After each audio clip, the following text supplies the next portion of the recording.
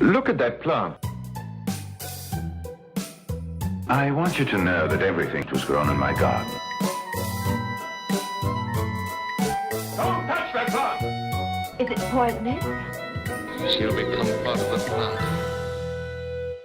Hi, everyone, and welcome to Flower Power Garden Hour. I'm your host, Marlene, and this is your May Garden to-do list. And remember, I'm coming from Zone 9, so your zone may be very different or sort of similar as far as what to do this month in the garden.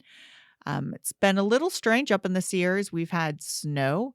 We had a little bit of rain and cooler temperatures today, actually, which is nice because the longer it could stay cooler down in the valley, the happier I'm going to be, and generally the happier plants are going to be. I've already planted my tomatoes. I planted them the week of April 27th or so. And night temperatures are dipping down below 50, but I think they'll come right back up. So they seem to be very happy. So I'm just going to go through the list of what to plant, what to do. Obviously, some of this is carried over from April because, plants don't know if it's a new month or not. They're just doing their thing. So some of this might be repetitive, but here we go. Okay, so what to plant? And we're going to speak veggies first.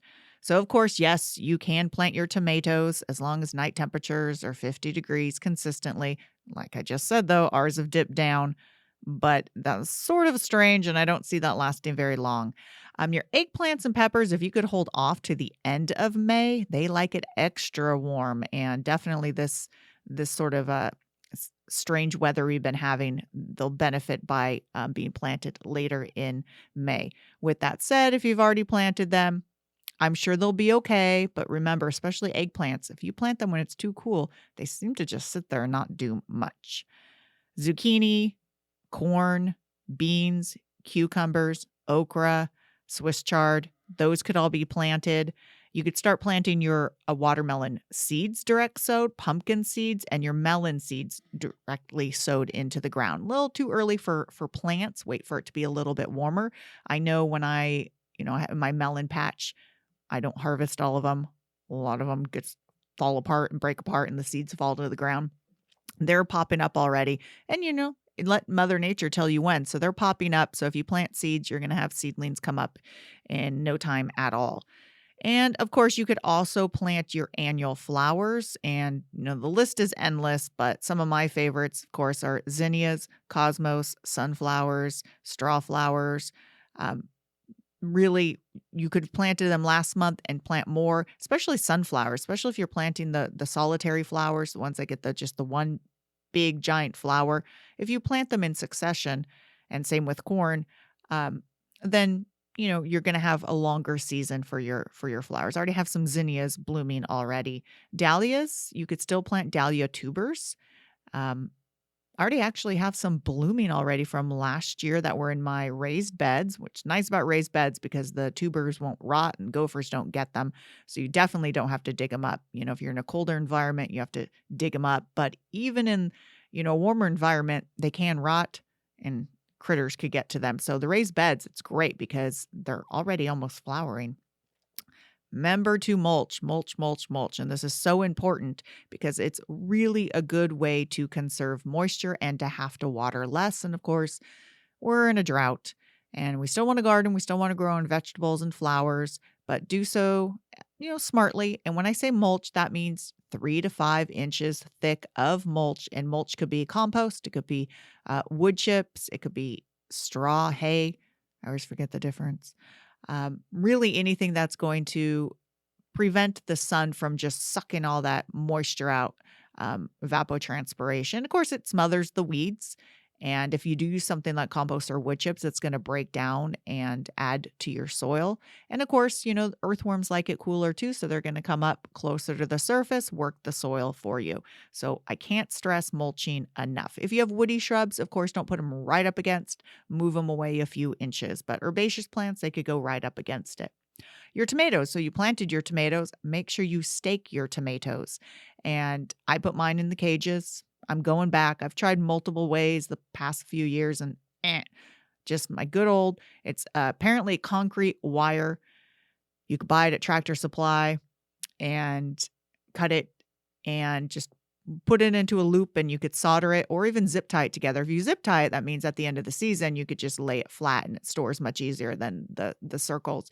Go about, 5 to 6 feet high. The tomato cages that you find at the store, have faith in your tomatoes. They're going to be bigger and they're going to fall over. But even with my tomato cages, I still have to stick rebar in the ground and zip tie rebar because if you get a windy day, those cages could blow over. Or once the tomatoes get quite big, they could topple over. Now, do you prune your tomatoes? You don't need to. You don't even need to remove, quote, the lower suckers. You really don't need to do anything. If you listen to my veggie episode with Don Shore, he said that, he even looked at all the studies that those who prune to a single leader or remove, quote, the suckers, it shows that if you just let your tomato keep growing, you get actually a bigger crop. Now, space-wise, if you're trying to fit more in, yes, you could go ahead and start thinning and pinching them, but really it's not necessary. All right, some other tasks. Oh, I forgot to mention you could plant perennials, of course. Perennial plants of all sorts. It's warm enough, so your frost-sensitive plants are going to be fine, but it's still cool enough that the roots are going to get established in the ground. So, that goes with all your California natives and all your perennials like your salvias. If you could find roses that are potted up, go for it. All right, a few tasks to do. If you have cymbidiums, once they're done blooming, divide and transplant them if they need to. You want to do it after they're done flowering. Thin your stone fruits. I know it's tough. I know it's hard. You have fruit. You're excited about it. But think about it this way, that you want bigger, not necessarily more. You want better quality fruit. And by thinning them, you'll get better quality fruit. And what to thin? Obviously, if some are touching, remove one so there's some space around them. A lot of times, fruit trees will thin themselves, but sometimes they need help. Speaking of fruit trees, go ahead and paint your young fruit trees with white interior latex paint diluted 50%. Anywhere where the sun's going to hit, paint it all around the trunk. Go heavy on the south and the west exposure because that's where the sun is most intense. And the reason being is, they will sunburn and then they crack. And that is just a perfect entry wound for pests and diseases. And once that happens, there's really no going back. So get that paint on as soon as possible. Roses, this is year round. But generally when they're actively growing, this is going to be more of a problem. But most of them are grafted. So a lot of times you have these suckers coming up from the ground. So if you notice one extra long stem, you're like, what's going on there? Trace it down. Chances are it's coming from the soil or below the graft. Cut that off. So I get the question a lot, why did my yellow rose turn red? Well, that's because the rootstock's taking over. Almost all the roses are on like a red rootstock. And I can never remember the name. I think it's a guy's name, and I can never remember it. I don't know why I can't remember it, but that's why your roses will turn, quote, red because the rootstock's taking over. And sometimes they'll just get these random water sprouts, so prune those back as well. Now, I want to talk about pests. Since talking about roses, of course, that leads to pests. Aphids are coming out. Don't fret. Remember, a lot of plants can handle large quantities of pests before it's detrimental to a plant. Of course, the more pests you have this year, you think, well, I might have more the following year. True with some pests, not necessarily with others. Now, I had to go look for aphids for my Good Day Sacramento episode, and I'm like, sure, I'll go to my roses. Not a single aphid. Then I went to all my other plants. Not a single aphid. Couldn't find a single aphid. The only aphids I found is when I harvested some cabbage and I removed the first set of leaves, and there were some cabbage aphids left over from winter still there. But I can't find any aphids, even on my artichokes. I had them. I just let them be, and I know natural predators came or they dispersed. And so really don't fret. If you're worried about it, wipe them off with wet paper towel on your buds because that's what I like to go on the roses. Take a hose, blast them off there. And that goes for any plants. Now, if you have other pests that you're concerned about, you're starting to notice creepy crawlies, diatomaceous earth is good. Start laying it down now. Remember, lay it on the soil or the leaves. Avoid the flowers because it's harmful for beneficials and pollinators. It will hurt any insect that crawls across it. You'll have to reapply often because once it's wet, it becomes more gummy and it breaks down and doesn't do what it's supposed to do. A few other things. I've been experimenting with kaolin clay. It's clay. It's if you go by orchards and you see them covered in this white dust, they use them on a lot of walnut trees and almond trees.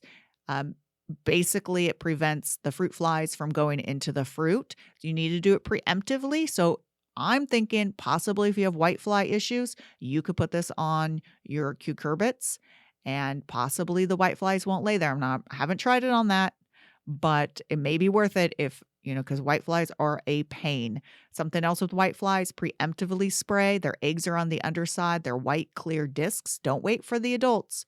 If you had them last year, you're probably going to have them again. You could buy Incarcia formosa. It's a parasitic wasp. You could get it from Arbico. Inside a greenhouse, it works really well, but they do work outside if you release a decent amount around. So that might be an option as well. So I would say whiteflies are the most problematic. Snails and slugs, make sure you have Sluggo, iron phosphate on hand. Generally, if something that has a large hole taken out of it, it's going to be earwigs, snails and slugs, or larvae. And those usually, well, besides snails and slugs, but the larvae will come and go. It's a lot of your sucking insects that are the problems, like the thrips and the aphids. And, then there's the cucumber beetles that I fought last year. So adding nematodes twice this year, I'm hoping I could stay ahead of them. So just be aware pests are going to happen. It's okay, but this is the time to sort of be aware of what's going on. Let's see what else. Fertilizing.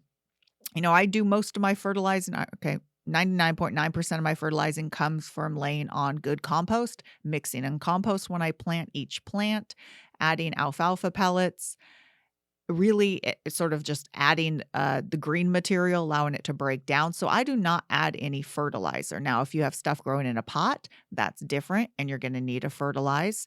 If you have problems, what happens this time of year is when new growth occurs, especially on evergreen plants, so let's say citrus, all of a sudden your plant, it's sort of yellow. So what happens is nitrogen, which is the greening nutrient, moves to the newer growth. So the older foliage will turn more yellow.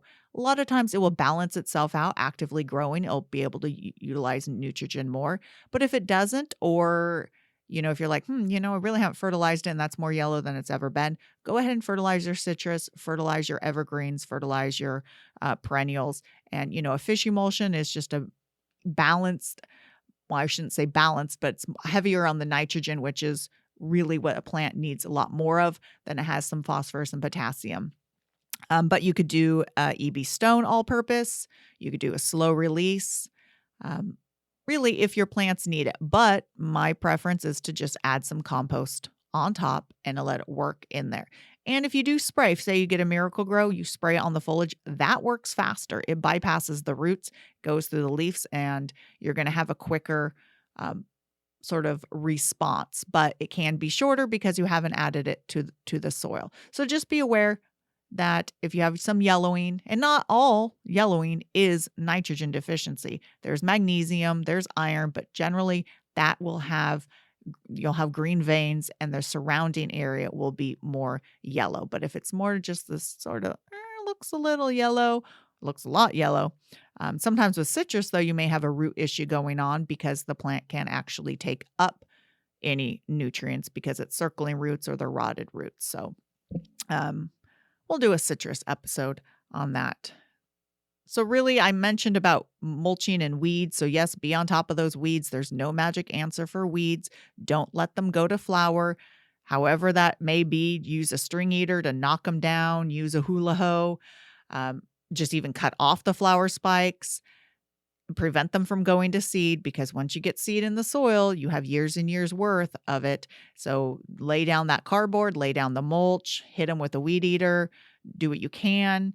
I think I talked about some of the organic sprays. And there's not a great one out in the market. I know vinegar. Vinegar does top kill. So if you have small annual weeds, yes, you could do a strong vinegar. Yes, you could do one of the organic herbicides. But if you have a perennial or you have a weed that you let go out of hand, it's really not going to do that much. So it might be a two-prong approach to it of chopping it and then smothering it down. So, really, I think that's all I've got. I mean, there's a lot to do in May. Planting. I'm still harvesting winter veggies. So, I'm slowly pulling those out and slowly adding summer veggies and staying on top of the weeds and hopefully, crossing my fingers that there's not some horrific pest that comes along. So remember this once again, this was zone 9. Your zone may be completely different. You may be looking out your window seeing snow and go, when can I plant my tomatoes? If I've left anything off, which is a good possibility, of course, email me at marlenetheplantlady@gmail.com. You could always find me and follow me on Instagram and Facebook, Marlene the Plant Lady, YouTube, Everything Gardening with Marlene. And of course, rate and review this podcast, share it with a friend, share it with your garden club. And until next time, everyone, happy gardening.